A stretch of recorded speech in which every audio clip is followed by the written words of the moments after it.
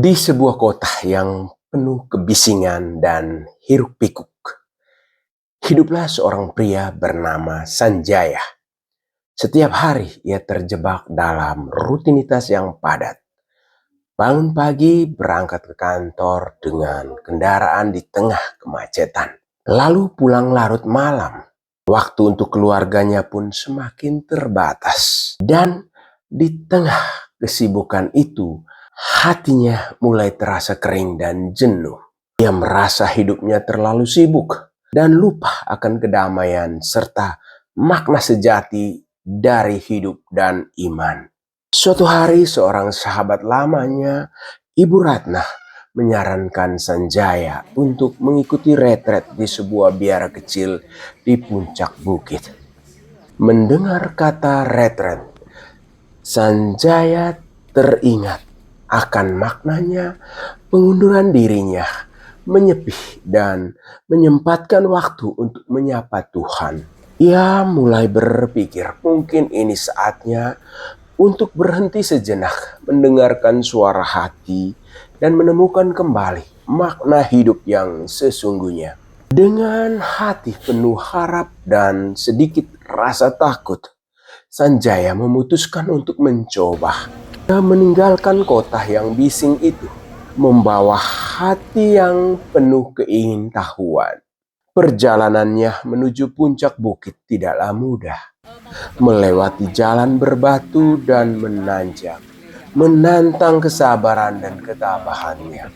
Tapi begitu tiba di biara kecil itu, suasana berbeda menyambutnya. Udara segar, suara burung berkicau, dan aroma dupa memenuhi udara. Suasana tenang dan penuh kedamaian menyelimuti hati Sanjaya selama ini merasa gelisah. Di biara itu Sanjaya belajar bahwa retret bukanlah sekedar tempat berdiam diri, tetapi waktu untuk berbicara dan mendengarkan Tuhan, untuk merenungkan hidup dan menemukan kembali panggilan hati. Ia mengikuti kegiatan doa, meditasi, dan refleksi dipandu para biarawan dan biarawati.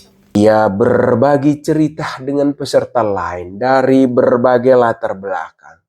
Dalam keheningan dan kebersamaan itu, hati Sanjaya merasakan kehangatan kasih yang selama ini ia rindukan.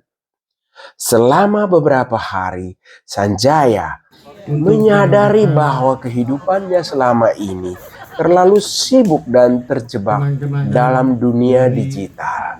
Ia lupa bahwa hati manusia perlu disirami doa dan ketenangan agar tetap hidup dan bahagia. Ia belajar bahwa melalui doa dan refleksi, ia bisa mengenal dirinya sendiri lebih dalam dan memahami panggilan hati dan mendapatkan kekuatan baru untuk menghadapi tantangan hidup. Di puncak retret saat malam hari, Sanjaya merasakan kedamaian selama ini ia cari. Ditemani sinar lilin, di tengah gelapnya malam, ia merasa lebih dekat dengan Tuhan dan sesama. Ia menyadari bahwa hidupnya bukan hanya tentang pekerjaan dan rutinitas, tetapi tentang hubungan penuh kasih dan makna sejati. Ia pulang dengan semangat baru, menjadi pribadi yang lebih sabar, penuh kasih dan bersyukur. Ketika kembali ke kota, Sanjaya mulai meluangkan waktu untuk keluarganya dan mengutamakan doa dalam kehidupan sehari-harinya. Ia tahu bahwa setiap hari adalah anugerah, kesempatan untuk mendekatkan diri pada Tuhan dan menjalankan hidup sesuai panggilan hati. Kisah Sanjaya mengajarkan kita bahwa retret adalah waktu berharga untuk menyepi dan mendengarkan suara hati. Dalam keheningan itu kita dapat menemukan kedamaian, kekuatan, dan makna sejati dalam hidup. Maka mari belajar dari Sanjaya. Mari sisihkan waktu, mengurangi kebisingan dunia sejenak, dan menyapa hati serta Tuhan dalam keheningan. Karena di sanalah kita menemukan kedamaian sejati, kekuatan baru, dan makna hidup yang sesungguhnya. Dalam diam dan doa, kita menemukan diri sejati dan kekuatan untuk terus melangkah maju. Bagaimana menurut kamu? Jika setuju, silakan follow, like, komen di bawah ini, serta share sebanyak-banyaknya. Semoga bisa menyadarkan siapapun yang saat ini sedang mengalami kegelisahan, mengalami kekeringan, dan kejenuhan untuk mulai menarik diri dan mencari tempat yang damai dan tenang. Dan di sanalah ada sukacita dan damai sejahtera. Angel Solabo, bye-bye.